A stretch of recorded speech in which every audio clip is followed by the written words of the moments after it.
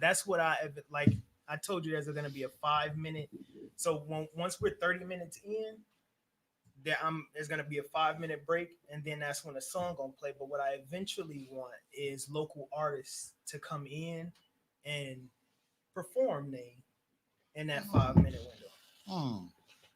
They gotta learn how to do it though. Correct. But that's gonna be all right, man. All right. That's gonna be all right. Go grab food. You Okay. are off and running. You didn't start from the song. I need to hear it. It should be on the buttons. The intro. Yeah, you said you want to be. So I see Shandeo, which plays after the intro, and then I see Kings. What was the other song? Kings Don't Run. Did we use that last time? Yeah, that was the intro and outro. Shoot, I know where it is. Right. I didn't transition that over because you sent it to me in video form. Yeah. So what you need me to? I got it. Oh, okay. I got it. And just play that, and then once I hear that, I get in mode. Yeah, because them words be getting me in the soul. I'm like, okay, Kings Don't Run, bro. What up? I can do this shit. I'm sorry, Uncle Bobby. You're going to have to forgive me for my mouth. A few may slip out. Just don't hit me. I I almost said something.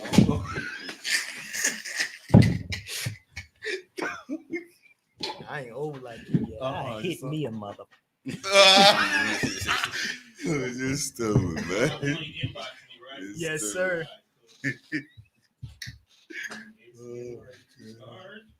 Change. Change is created by the one that doesn't fear to respectfully disrespect. War is necessary. We vote every month, not just February. They want us in jail in them cemeteries. Wake up, you a king, you not secondary. Know sometimes it's scary. Keep your head up, king, you legendary. Arthur, your blood is hereditary. Hereditary. Arthur, your blood is hereditary. To make nature understand, to make nature a content, to create future courses, to create new life, a new way of living. Facts. We got melanin. Fallen names just want us for medicine. You the goat, you the king, you the veteran. Reach for the skies, your actions are heaven sent. Ha! This is a fact, a God's logic. I am a king, and I am a king who will not run. Cause kings don't run. Cause kings don't run. So kings don't run. So kings don't run.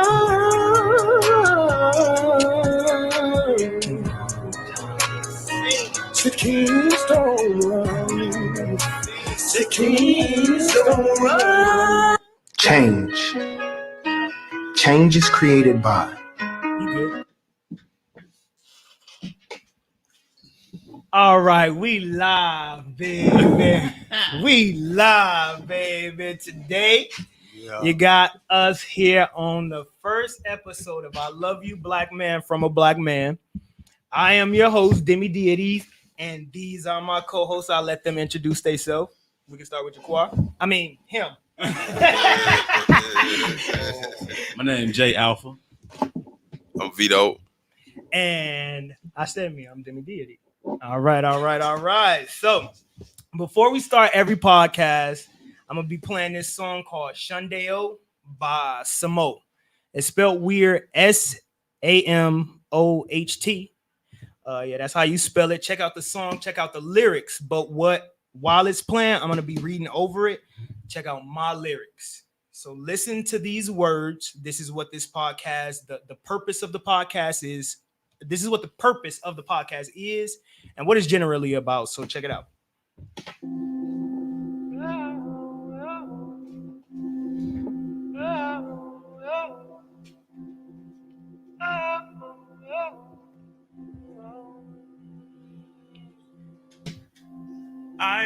We literally feel the need to be lied to by not wanting to hear of darkness, by not wanting to speak about the dark truths.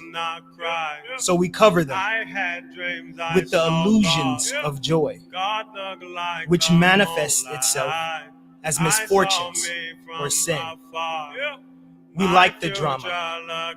If we don't create it in our own lives, we like to watch it.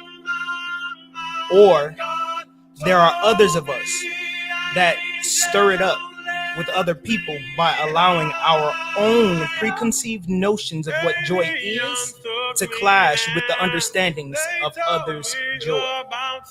I say this to say, the clashing of misfortunes or sin, or also struggle or trauma, however you call it, it is the joy of us black men. We subconsciously hate other black men because we don't understand how to comfortably be. In every clash of men, I can prove that true. The realization of this in every interaction between black men, well, between everyone, will yield to you the understanding and respect that is required. This is the point of I Love You Black Man from a Black Man. To bond us as brothers, to build a community of wealth, financially, spiritually, mentally, and what we lack an understanding of the most, emotional. Learning to be honest with self behind closed doors and in public. We will all ascend to become demi-deities, men before and beforehand and ahead of God, and we will be demi-deities. Let's take over the fucking world, black man. Let's buy cities. Let our identity of wealth mean community. A community that is never void of respect and understanding, which equals grace and mercy. And let no man, fallen angels, or the like move our position. We are niggas. Powerful words. Definitely. We will hear them every episode so that we maintain an understanding of brotherhood, togetherness, and just togetherness. Like we brothers, black men, we're brothers. Despite our differences, we are brothers, right? Oh. Absolutely. All right. So today, I just want to give you all a little brief, rundown about what the podcast is going to be bringing to you. So we'll have, what I want is to bring live bands in, get a 5-minute little section on every episode to, broadcast their stuff to the city, to whomever, all the viewers. And also there'll be a monthly segment, is I Love You Black Woman from a Black Woman, which I will sit in, and then the host will be my sister Princess. She will come in once a month, and it'll be a roundtable talk with black women and black men. But it will be facilitated by black women. And then we're also going to be putting together community outreach programs, Heal the Hood. I'm also going to try to put together, we're going to try to put together back to school drive at the end of the summer. That'll be our first event. So it'll be a back to school drive for the end of the summer, free food, free supplies, all that good stuff, common stuff you see all the time. But today, what the episode is about is I'm going to ask these black men sitting around me questions that most, probably everybody, everybody asking. So every episode, there will be a hard question asked, and us black men will discuss it. So the question today is, when is a black man too old to blame his current problems on his childhood traumas? And at what age should a black man own the traumas his father caused? as his own? Y'all understand the question? So I'm gonna give y'all each individually the opportunity to answer. And we're gonna start with Uncle Riri. Well, I mean, the way I see it, I mean, because of the way I grew up, I went through a lot with my own father. Right. Being abused and being abused and just going through a lot of verbal trauma with him, and that was heartbreaking because this was my dad, and you don't think that something like that would happen, but it did, but I don't know what his background was, but I'll get to that later. Talk to me nice real quick. When I went through that stuff, it was very hard for me, and I actually got to a point to where I hated my father. My father and I literally came to blows, and I didn't like that because I knew that was wrong, but it got so bad, and it was me constantly getting the abuse, and so I left. I got here, and I myself, because of that trauma, I started blaming him for it. And the more I blamed him for it, the worse I became. And in doing that, it cost me a lot for a long time, all the way up till I was about 43 years old. Boom, you just answered the question. So 43. Yep. All right.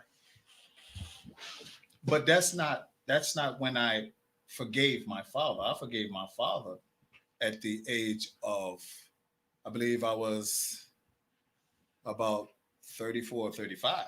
So what did you just say prior to saying that you forgave your father? What happened at 43? I myself realized I couldn't keep blaming him.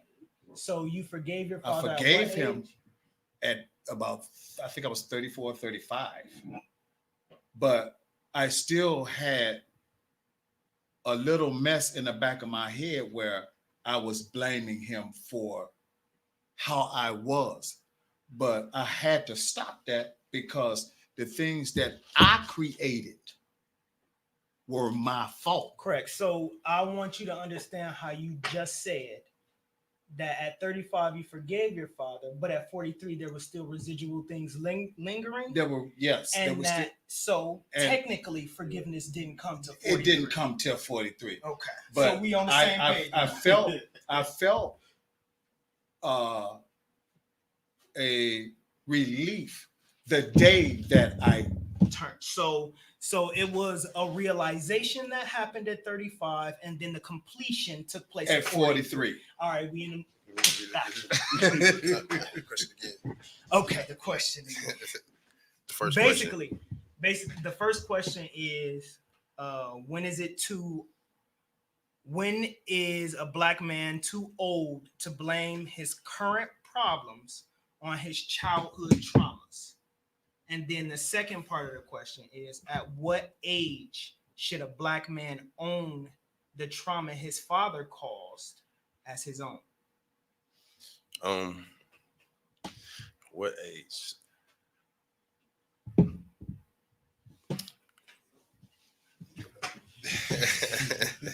It's a hard question. I know. It's a hard question really because hard. I mean, young.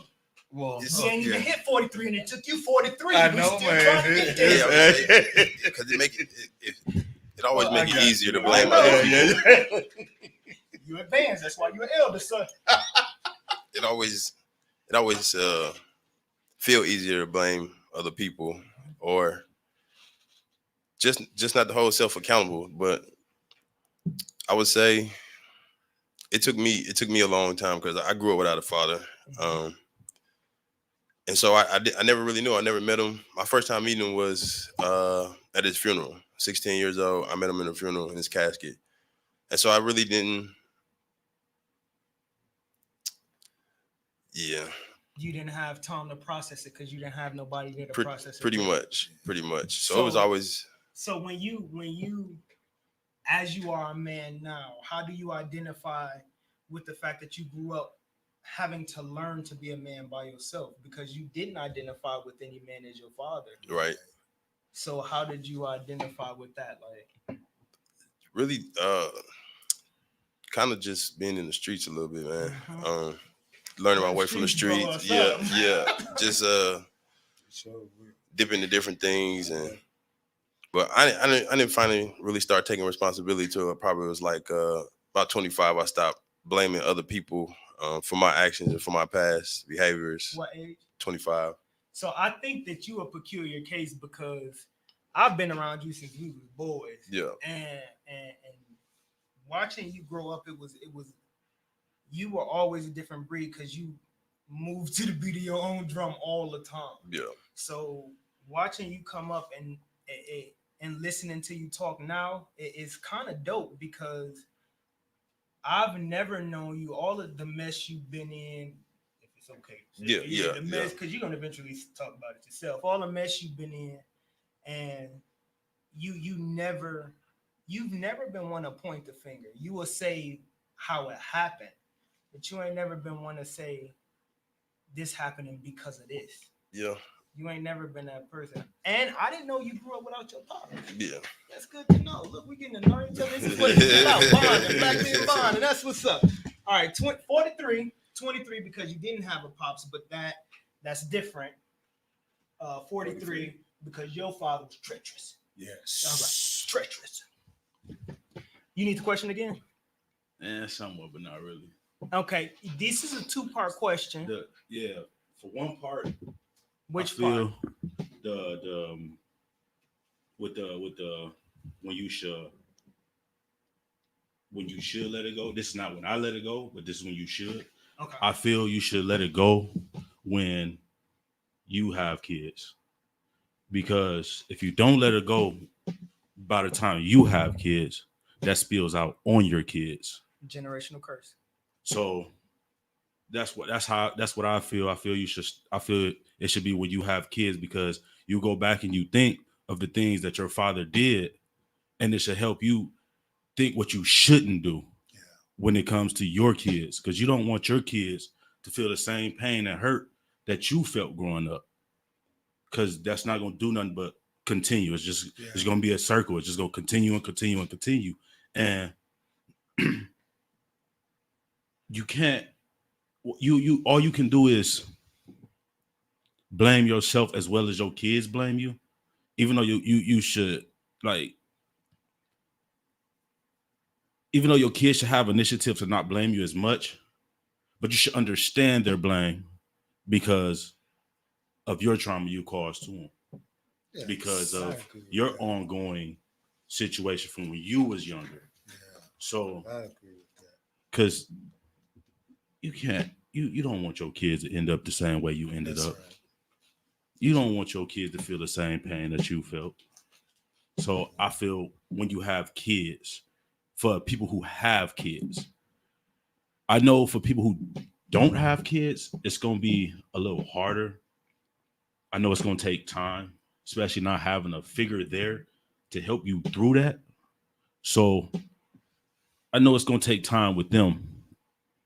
But once you deal yourself into that first major situation to where it caused you more hurt than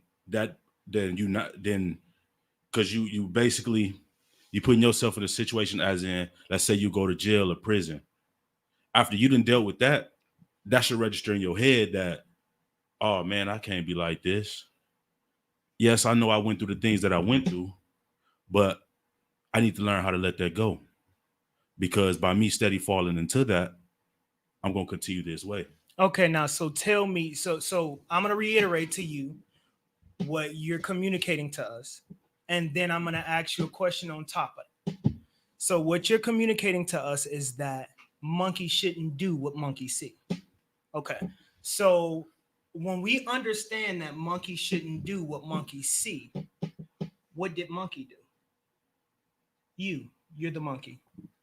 How old? How old? Answer the question directly from your real life experience now.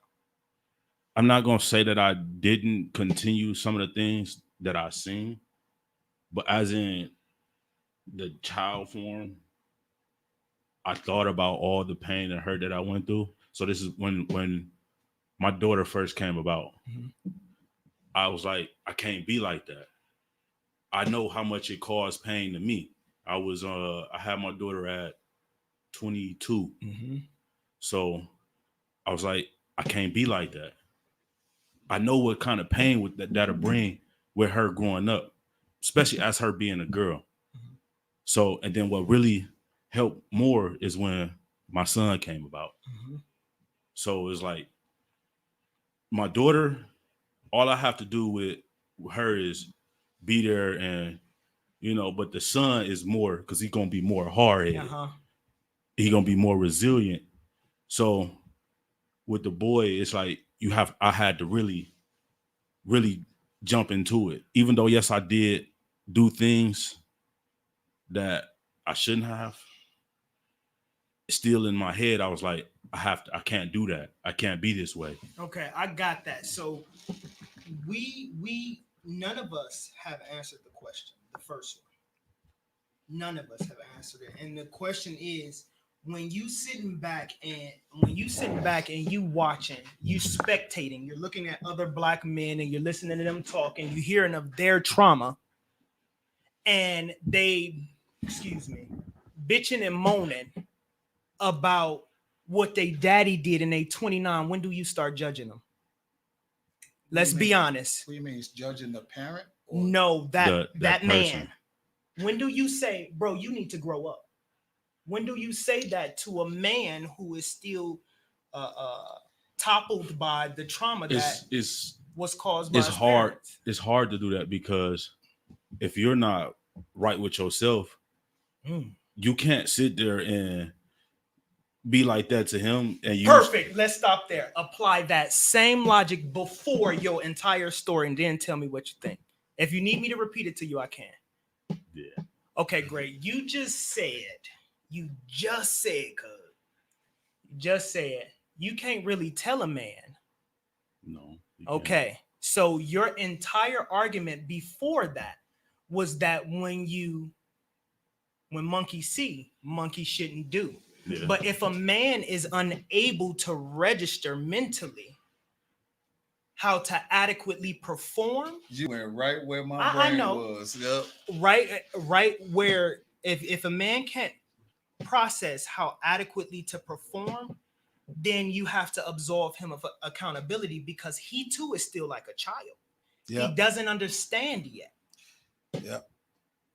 And you said yourself, you've done the same thing. You just said it. If you need me to recall what you said, I can. It was a mental instability that was given to you from the parent. Exactly. And so what happened is, hold on, because I don't want to do the great reveal yet. Not until after the song. So what I want you to understand is that what you don't understand about yourself is you're a curse breaker. Okay. Yep, he is. And what black men don't understand, black men like us three sitting here, there's a reason why I asked for you to be my co-host. There's a reason, because men like us, we understand immediately what is our mission, and we never stop. We're not going to stop. And there's not no weapon formed against us shall prosper. I'm going to say it like God has said, because what we really want to say, you understand. So we're progressive men, and you need to own that about yourself. And I need to, and this black man need to, and this black man, we're progressive people. Is this just the nature of our being? And so when you identify what you've identified, you spoke all these words out your mouth yourself. So that means you understand, but your emotions void judgment. So because your emotions is void in the judgment, you like, fuck you, nigga. Oh, my mama is whatever. And I know that feeling. I know. I know it clearly. It's like that for most men. Like Yeah. when we think about it, from the time we born to the time we finally understand, yo, I'm a man now. We're men now. From that time, we're taught, don't cry, don't show emotion, don't do this or that. But when we become men, we understand that we're men, right? Mhm. So then we begin to exude those emotions, and now we confused as hell Yeah. because we've never had time to process these emotions. Half of us don't identify that we grown ass men until we like 30, if we being honest.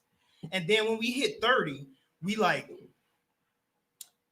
I can do what the fuck I want to do. If that's what I feel, that's what I'm gonna do. If I want to cry, that's what I'm gonna do. What you gonna do? Right. So once we understand that, the floodgates open. We turn into a whole bitch. We a whole woman.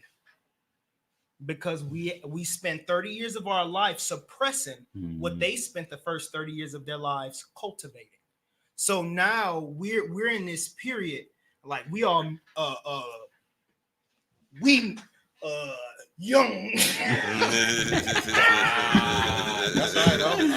I'm proud to be old. Right, wisdom. I mess with it all day, but the point is that we don't process emotion well. And so when we're talking to our fathers, when like I had a tough conversation with my pops. Like me and my dad have an interesting relationship. And in the time of me learning, to answer the question for me, how long it took me to stop blaming my father for my trauma, I was 22 when I first came to the understanding. But before that, I fought my dad twice, 16 and 21. I ain't trying to do that. And then when I turned 22, I'm like, something ain't right, because I don't understand me and ain't nobody else got the answers. But I ain't talking to the sack that I'm the seed of. You understand? Yeah. So a lot that I'm confused about, all I need to do is go back to the sack. Not necessarily. You understand? Yeah, we know. So you if you want answers about who you are becoming, you just return to the sack. And a lot of us men don't believe that we can do that because we remember who that man was Past tense. when we remembered him. And we don't give our fathers the opportunity to see logic now. Well, in most cases, I have seen this where sometimes, whether it be a son or a daughter, they can't go back and talk to their parent because that parent is still the same person they was when they, so that leaves them lost. But when you have a parent that you can come to and you see the change, but you just don't want to see the change, then you're causing a problem for yourself, when a problem that you don't have to have. That you don't have to have. And that's what I learned from punching my dad in the face. No lie. I pulled a knife out on I was trying to get that man. Wow. I was trying to get him because that's how aggressive and angry I was at him. But then when I finally hit him,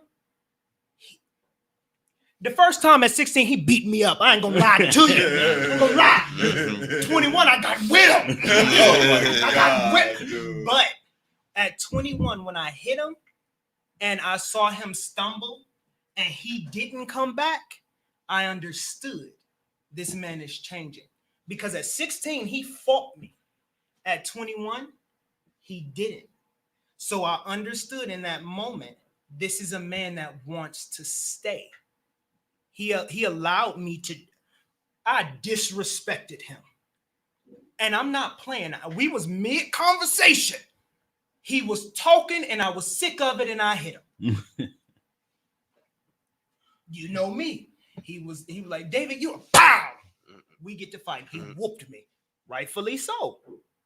But I realized after I hit him, I can't be on that, because this man recognizes that, yo, I fucked up in the past, but I'm gonna take whatever beating this boy has to give me till he realizes that I'm right here. No matter what, you can dish out whatever you trying to give. You can say whatever you trying to say. You can continue to be whoever you want to be, but I'm not gonna go back to who you remember to satisfy your current agenda. Because that's exactly what So you do. and most men, that's what he's talking about. Yeah. I had a father who did that. That's why I raised his kids. My dad is a good man, but I took on the responsibility of raising his children, being the father figure for his children, because he was unable to. And I realized that it wasn't because he didn't want to. He never knew his father. He don't even know what his father looks like. So when I understood that, I'm like, let me show my father how to be a father, because I too love him. So you're right. When you have kids and you realize, I don't want to repeat the same habits that my parents did to me. Once you realize that, it's also in reverse. You now have a responsibility to that parent, because you are now a man. So now it's your responsibility to give that opportunity to see if they're gonna let you punch them in the face. Not literally, metaphorically. Yeah. So that's them literally. It's on you. It becomes the man's responsibility now, not the father, because the boy, I'm gonna talk to you nice. The boy is still spewing disdain. He's too emotional to have a conversation with the other man, because now you're not dealing with a father, because you're a man. You're dealing with another man. And instead of us realizing that, we void respects that we know we can void, and we disrespect the man. Now, what if that other man returns the disrespect? Boom. Cataclysmic. Yeah, and they can never mend. Nope. So I think personally,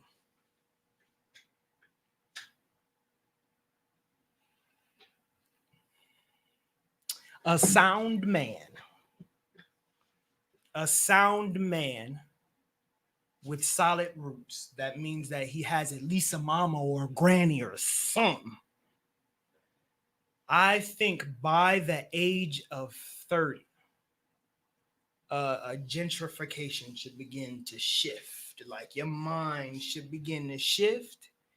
And I mean, I felt it. Because I got married at 30. You know, I was no more hoeing. Like, Married at 28. So. See, yeah, it happened around that time. Because I felt the transition starting at around 28, but then it completed, because I didn't want no more friends. I wanted everybody to get the hell away from me. I just wanted to make money, buy a house, own cars. I'm like, it just transitioned. And when your mind transitioned like that, you can't hold on to. That's a lot. That's a big bag to still carry while still trying to. It could cost you, man. I mean, look at what Mom and I went through. You know, and I love that lady, man. I will not stop loving her, man, because she's still stuck with me, man. Yeah. And she didn't have to do that. That's true love. And so when you see stuff like that, and then you see your child hurting on account of something you were a part of, and then me understanding what I was a part of and how I was hurt, I'm hurt.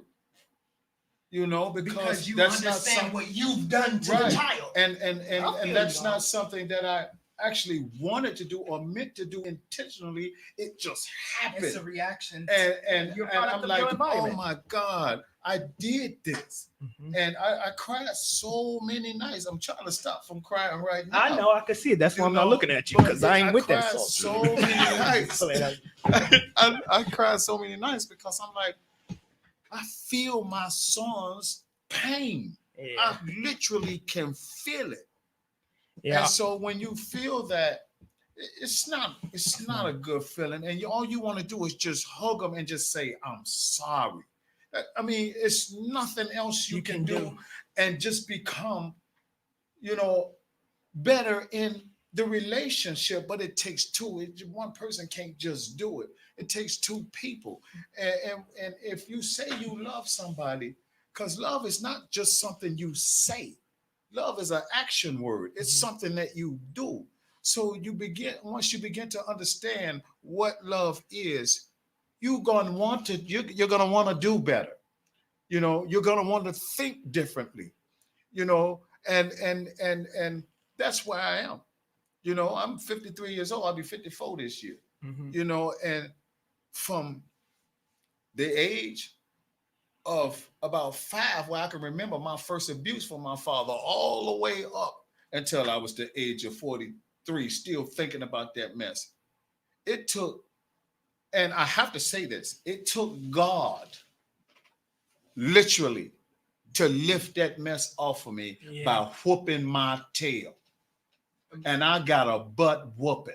Tell us what you mean by what whooping, because I don't think everybody Spiritually, know. I know. I got Tell a us how that spiritual feel. whooping. Tell us how that feel. I would rather get beat by my own daddy than take that.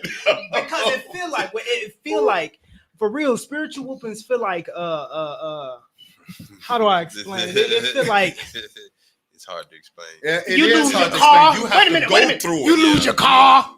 You lose your house. Oh, You no. lose your job. No. Wait a minute. Okay. It get there. It get there. So first you gotta feel the flesh gotta feel whooped too. Ooh. So you get stripped of everything. You ain't got no car. You ain't got no.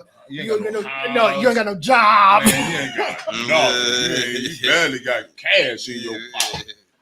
You trying to figure out you going to your mama house still to eat. Man. I And know. then all of a sudden, you get in the word. Yep. And that's where the spiritual whooping start getting. Yep. Because then you start to understand your stupidity. Ooh-wee. I remember one day. I have to tell this story because I tell a lot of people this story. This is when it began. I was in a rescue mission. That's where I was. That's where I was living, in a rescue mission. Talk to us nice. And I'm sitting in this rescue mission and literally in the bathroom on the door. And I heard God call me by my name, Maurice. I don't want you to say nothing. I just want you to hear how these people hate me. Those was his exact words. And he said nothing else to me. So I was fasting this day in the rescue mission. I did exactly what he told me to do. I went into the chapel and I sat down. And literally, these people were sitting around me saying ugly stuff about God. It ain't no God, and he ain't nothing but a myth. And they was just saying all kind of crazy stuff. And I'm sitting here, and all of a sudden I'm tearing up, and I'm like, oh my God, they do hate you. Mm-hmm. So I'm walking out of the door, this still on my mind. A week later, I thought about it again. I had no idea this had anything to do with me. Mm-hmm. I'm still thinking about how these people literally, they really hate God. And so I'm walking down the stairs and I just thought about it again. I was like, oh my God, they really hate you. He punched me in my stomach. What? He punched me in my stomach. He said, that's how you hate me. Oh. And when he said that to me, my knees buckled. And I cried so hard I could not stop. And I was like, I didn't know this had anything to do with me, but he was talking to me about my behavior, how I treated my son, how I treated my wife, how I treated people, period, because these people are his people. And I misused them and mistreated them. And so I had to take all of this stuff. You know, And when I started just accepting it, like, okay, I'm not right, and I can't do it without you, Lord. That's when the change started happening, because I had to own up to how I was being. Looking at my wife before we got back together, she smiling and having fun with her family, and I'm sitting in the car like, why she smiling and happy, and I'm sitting in here like this here. And he said to me, because I made you the head. When he said that to me, he was letting me know you were the man of that house. So and you did not do what you were supposed to do. So I'm gonna Unc is from a different generation, so I'm gonna reiterate what he said, and I'm not gonna say it spiritually. Okay, I'm go gonna ahead. say it of That's my good, flesh. though. I That's- know. yeah. I'm gonna say it of my flesh, and then we're gonna go to a break. So at this portion of the podcast, this is where we need artists to come in and be a live band over there. Y'all perform y'all whatever y'all got. I'm not looking. It don't matter. Just hit me up. I don't got Facebook no more, but I'll put my Instagram and etc. in the bio so y'all can check it out. But check this song out. It's called Shunday. No. That's the first one. It's called Kings. Yes. It's by Kevin Ross and Idris Elba. Check it out. I think somebody else mentioned that to me, though, that Idris Elba be doing. So you telling me that you want to hit something again?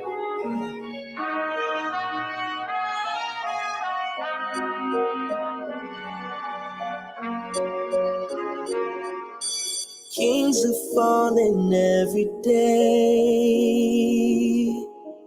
and kings are rising just the same. But when will we know who we are? I see your light, you are my star. Blessed are those who make it home, to know that you're never alone, and know that it's okay to cry. Can't get no better in my eyes. Yeah. We worry about so many things I'm not concerned with. I don't want nothing from these people unless I deserve it. I'm tired of playing the fucking clown up in the circus. You resting respect up on your name, you gotta earn it. When you feel down and you out, you gotta keep working. Whole time I promise you, you living right in your purpose. The negative energy that's coming, you gotta curb it. Encourage yourself, then you slide just like it's cursive. Oh, kings are falling every day, and kings are rising just the same. Oh, but when will we know who we are? When will we know who we are? I see the light, you are my star. I see the light, you are my star. Blessed are those who make it home. Blessed are those who make it home. To know that you're never alone. Never alone, never alone. And know that it's okay to cry. Can't get no better. You can't get no better. Never is a time so precious, ever been so pressured and prevalent, where kingship is more relevant. And the stories that we tell are a testament to those who we are and who we should become.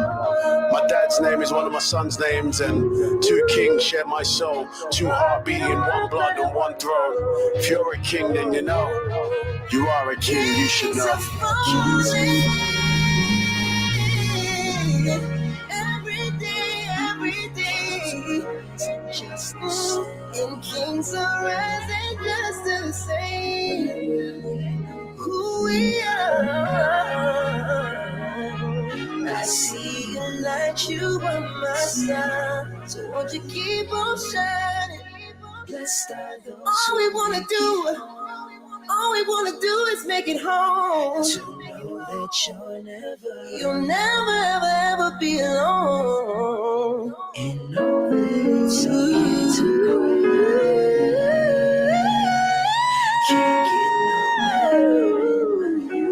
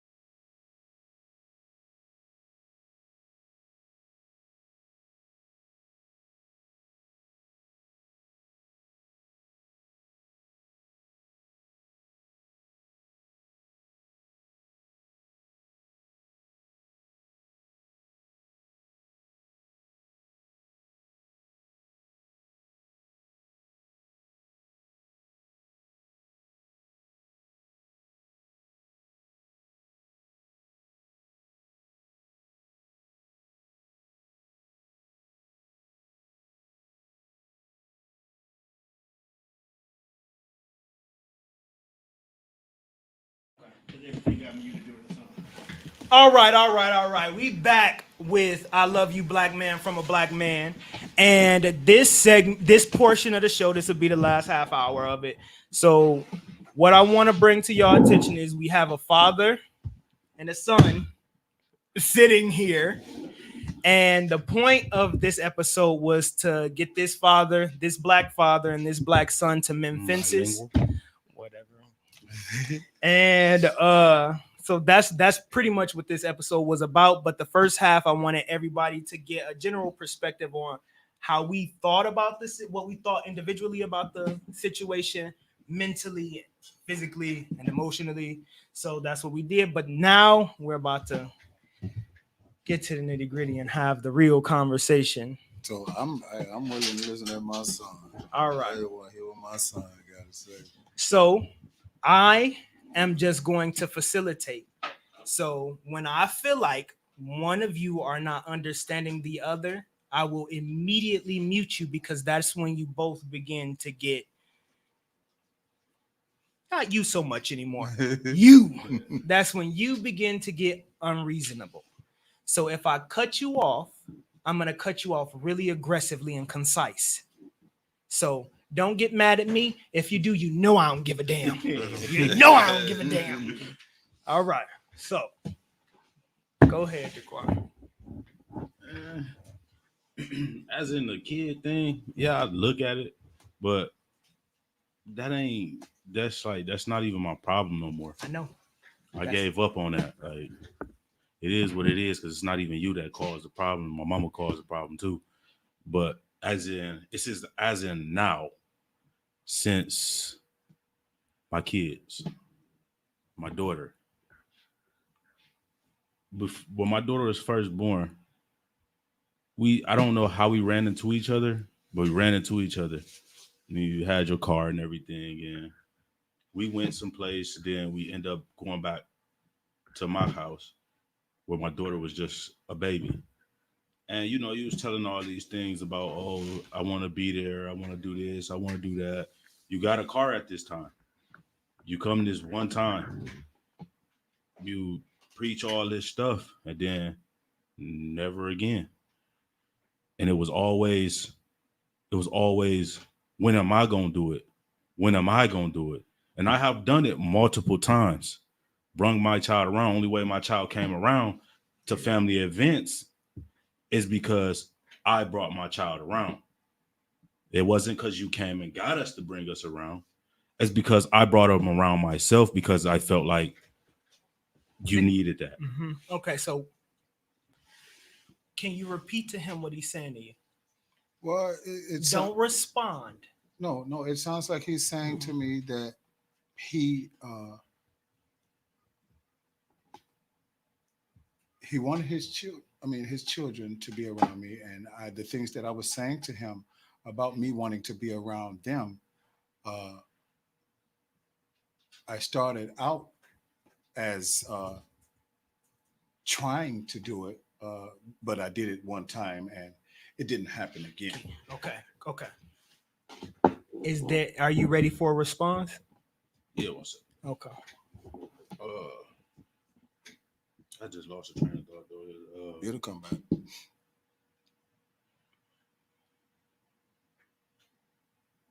Dude, I just lost the train of thought. Okay. Quick. Okay, I'm gonna let him respond. If you remember it, just put your finger up and then we'll come back to you.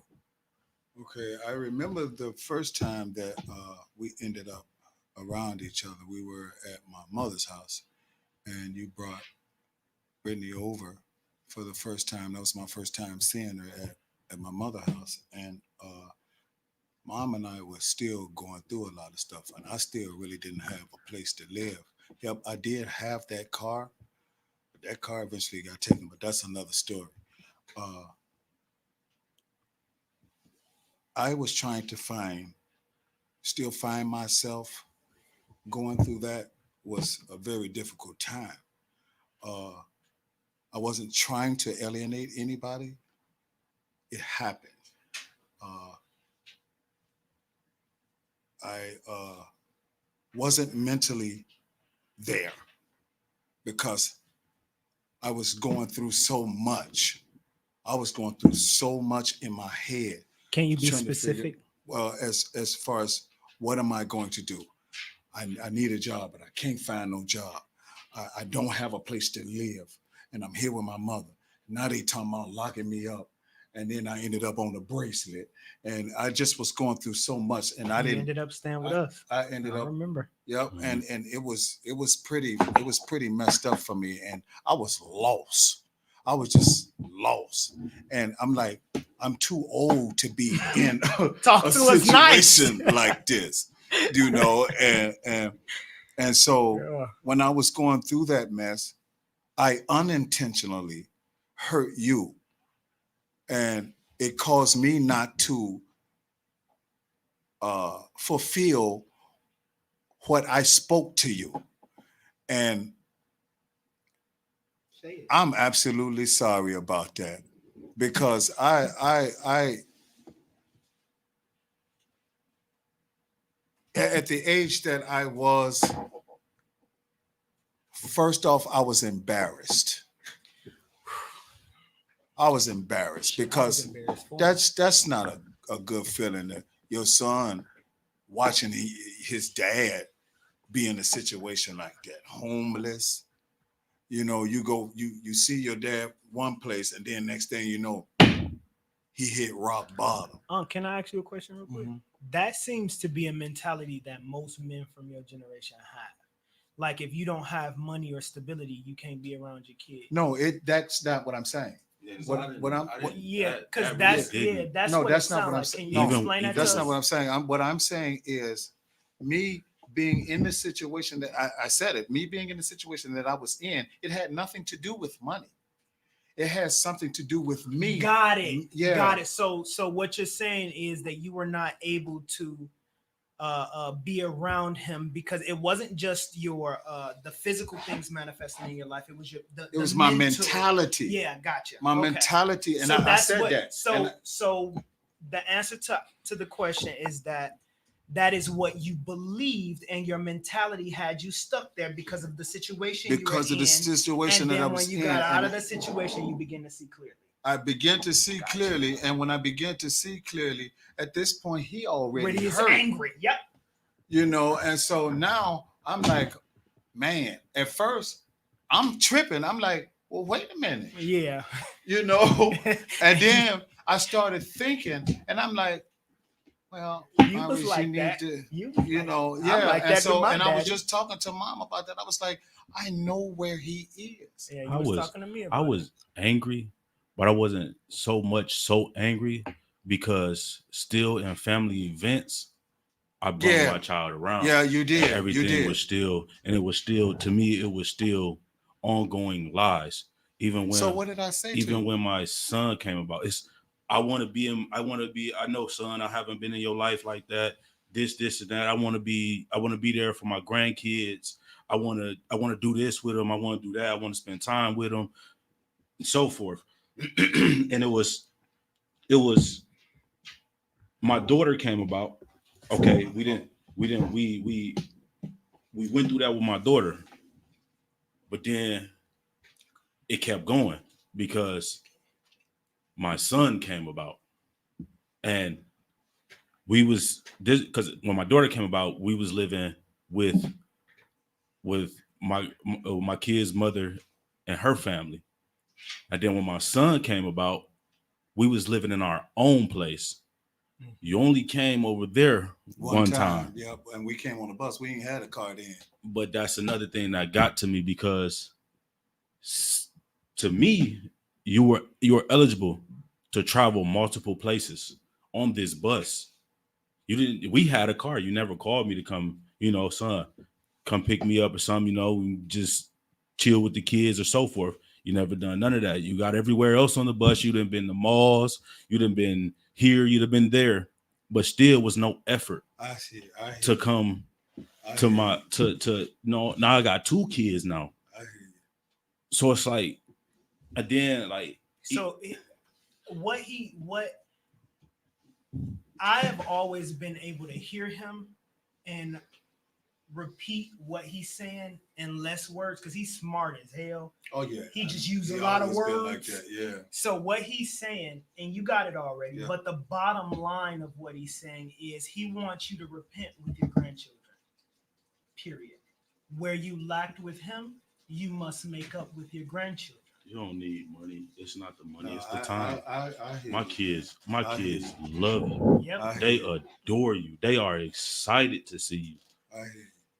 And you are absolutely right, son. I mean, and this was my thing. I want to say this to you because I don't want you to ever think that I need an excuse. I don't need an excuse. Talk to us nice, black I was man. just allowing you to understand where I was mentally. I wasn't in the right place. I'm not going to deny what you're saying. If I sit here and deny what you're saying, I'm lying. And that's going to create more problems. I don't want to do that. I just want you to understand where I was mentally. I'm still growing. I'm still learning how to be, and so in doing so, I understand that I have to get better. I understand that there's things that I have to do. I don't like to use the word prove, but in this case, it doesn't bother me. Because you're my son. And you and submit I have, to us. I have. Yo, wait a minute. This is groundbreaking. I don't think men need to hear what he just said. Can you repeat what you just said? I was just saying that I didn't need an excuse. There we go. That's it. That's all I need you to hear. This man said he didn't need an excuse. And you know why? Because he took accountability. That's what so many black men lack. Accountability. He said to his son, I don't want to lie to you or tell you that you're lying because that will be me lying and creating more problems. What that means is I respect and accept your rendition of the truth, and I will own it also as the truth.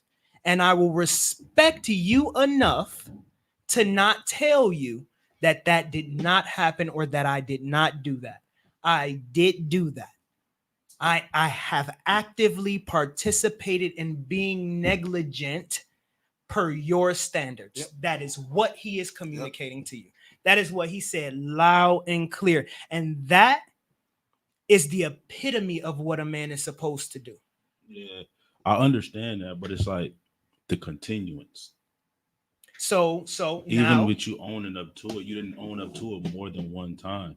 No, But this is my first time actually owning up to what you're saying to me because I never really got this from you.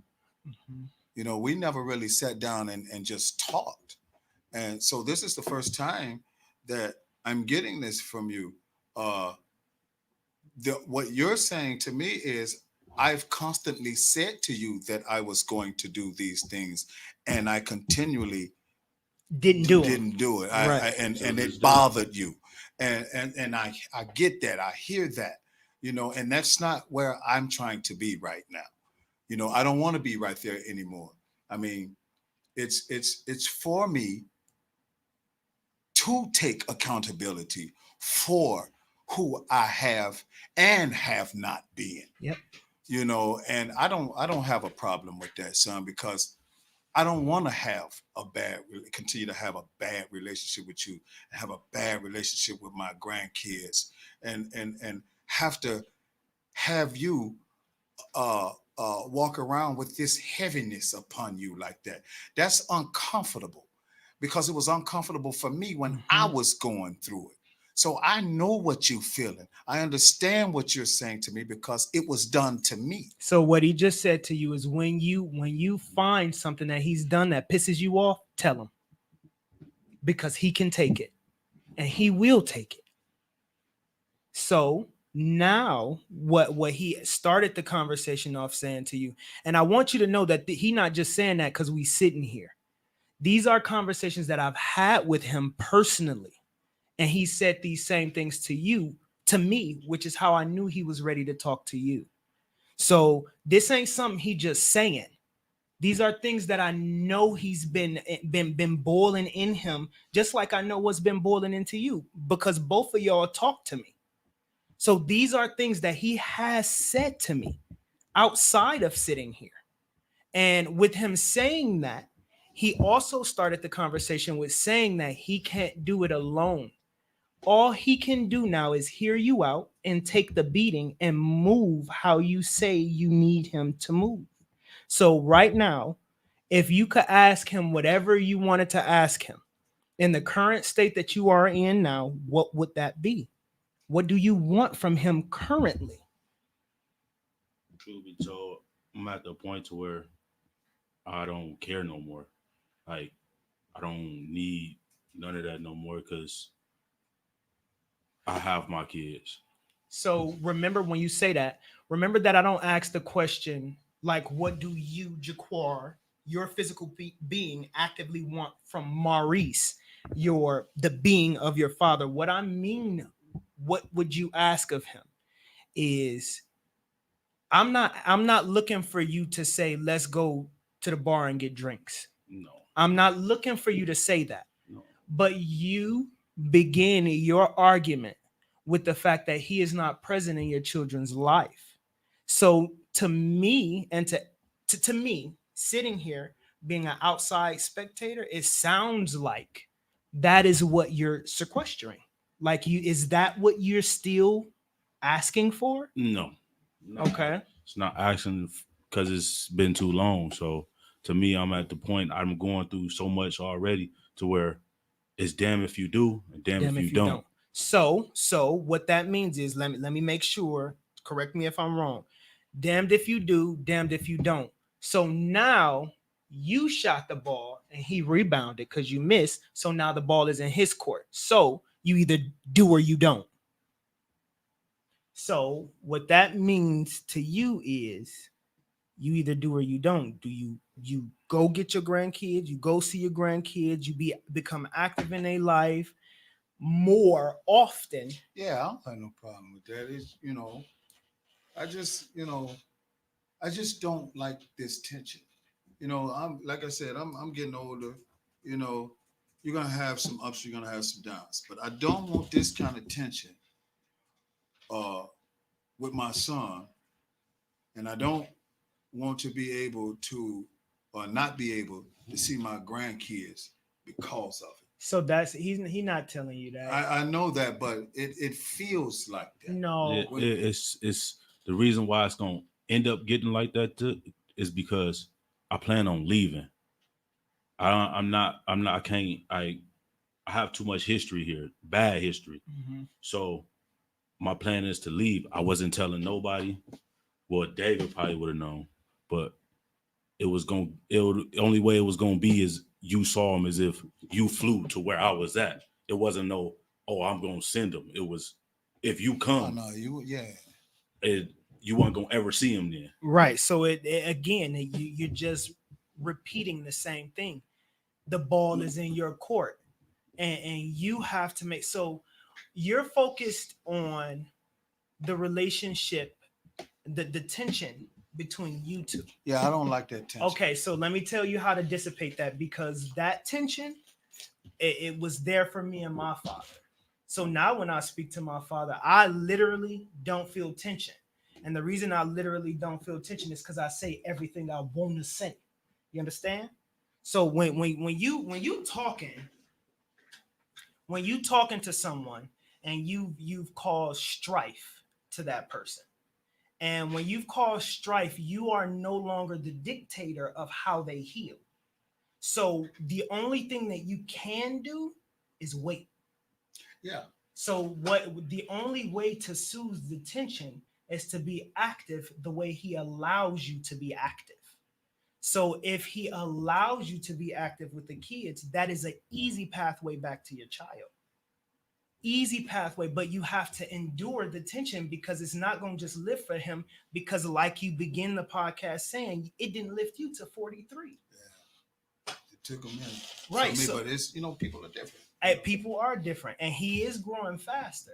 He's growing out of, that's why he's a curse breaker. Well, he always been like that. Yep. And you know it. So right now, the tension is inevitable. And what I read in the beginning of this podcast, people don't like to hear of darkness, and the truth is that. And it is to people who won't admit it. Correct, and that's what I'm trying to get you to see. Right now, you are in a space where you don't want tension, but you are not open and ready to admit that it's inevitable. It's going. No, I am. Okay, so since we there, then you understand that. You saying that you don't want the tension? No, I said I don't like it. Okay, cool. Yeah, my bad. Okay, you don't like it. But you understand it's inevitable. I understand that it's inevitable because of what I would do with my father. Correct. So, it took me a minute, and now I can go around my pops. But I could go around my pops after I forgave him. I could start going around my pops at what I think I said I was 34, 35. I could start going around him then, because I'm like, man, you don't know what his life was like. I mean, he did y'all bad. And so but that tension. I don't know what his life was like. But so I had to turn loose that tension, because like I said, I had came to the point, I don't know if he has gotten there yet, but I came to the point where I literally hated my father because I used to get beat, and watch him, he can put rifles to my head. So I went through a lot. So I hated him for how he did me, and then how he did my brothers, and then my baby sis. I was man. And there were many times where I almost had my pops killed. I hope that ain't going viral. I even brought some cats up there. And that's just how bad it got. Yeah. So that's what I'm saying. I do understand where his mind at. I understand where his heart at, and I'm not mad. If I can't, what he's doing right now with me, you wouldn't have been able to do with your father. I wouldn't have been able to do with him. And then here's the other thing. It still hasn't happened. And it won't. And it's not going to happen. Yep. So I've accepted that. But you are a different man. But you are right. You a curse breaker. Exactly. Talk to us nice. And now you've created a curse breaker. Exactly. And now you need to, what you just said, the time that it took you are your father and he is you. Yeah. So the time that it took you, so he 32. Yeah. Give him 3 more years. But in those 3 years, be active in those kids' lives. And then we're going to be good. I got it. But in those 3 years, I got it. The relationship will take a natural course by itself through the children, because what's going to happen is they already love you. The kids already love you. I've even had conversations with Jason about you. Like I had conversations with him about you too. Matter of fact, he asked me, so what he called Paw, right? Paw, yeah. He said, you Paw brother? I said, no, I'm his nephew. And then he was like, no. I'm like, all right, we ain't having this conversation, bro, because you're irrational. No, but the kids already love you. And they already asked for you. So that keeps you on his mind. It's inevitable. Yeah. So in the time that you cultivating a relationship with them, inevitably, y'all will cultivate a relationship again because you have to function in the kid's life. So right now, don't focus so much like you know for a fact now that he is aware, unequivocally aware. You know for a fact. And you know for a fact now that he is not going to reject your presence. Yeah. You just have to be present. Especially as a no. Yep. Within this year. I know. We gotta yeah. So in this year, he needs you to be more present than ever. I'm sure of that. And I'm there too. So that's what we can agree that's where we've agreed. You become present because he is open. It's another one. Okay. It's another one coming. Another one. Oh, baby, yeah. What you said? Brittany, you didn't know? It's my third. A little boy, another boy. No. Yep, and that's good. See, look, this is good. You're about to be a grandfather a third time. Fourth time. Sorry. Yeah. Sorry. I'm for the color too. What y'all talking? No, that ain't. I'm just the cousin. No, I do have 4 grandchildren. I know. Oh, that ain't my. Yeah.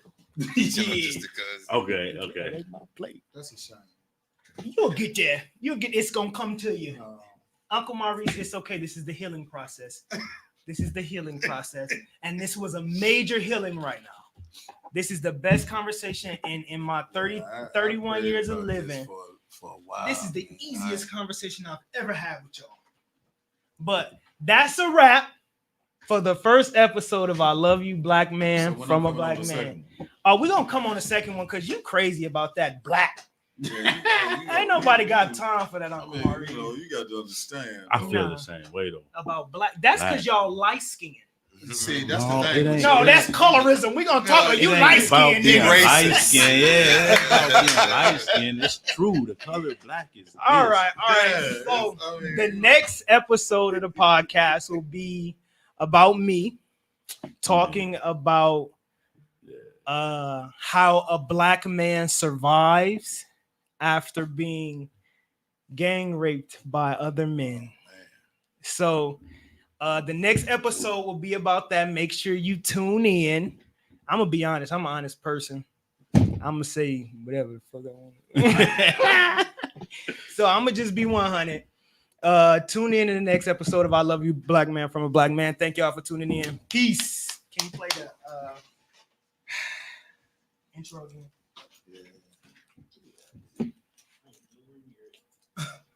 Yeah, I appreciate this. Yeah,